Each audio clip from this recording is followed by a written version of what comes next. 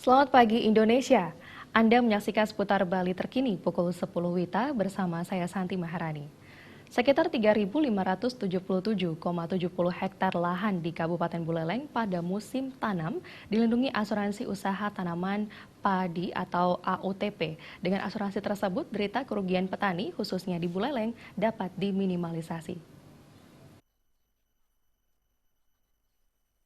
Kepala Distanak Buleleng Nyoman Swatantra mengatakan, lahan sawah yang diasuransikan bertujuan mengurangi resiko kerugian gagal panen akibat serangan penyakit, bencana alam, dan kekeringan. Lahan persawahan yang diasuransikan tersebut tersebar di 105 subak di Kecamatan Buleleng, Busungbiu, Banjar, Kubu Tambahan, Sawan, Seririt, dan Kecamatan Sukasada. Petani tidak merasa terbebani meski harus membayar premi. Namun ketika gagal panen, petani akan memperoleh pertanggungan. Premi yang dibayarkan sebesar Rp180.000. Namun para peserta hanya membayar 20%-nya atau Rp36.000.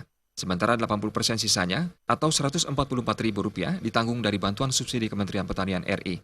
Jika peserta AUTP mengalami gagal panen dengan tingkat kerusakan tanaman mencapai 75%, petani akan menerima pertanggungan senilai Rp6 juta.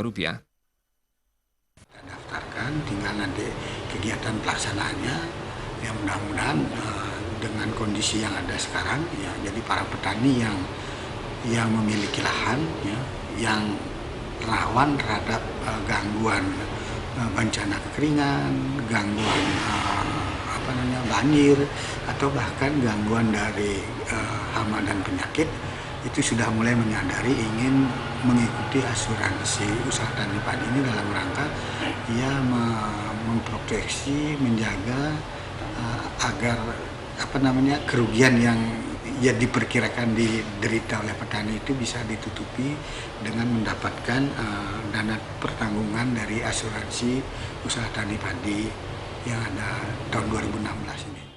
AUTP di Kabupaten Buleleng telah berjalan dari tahun 2015.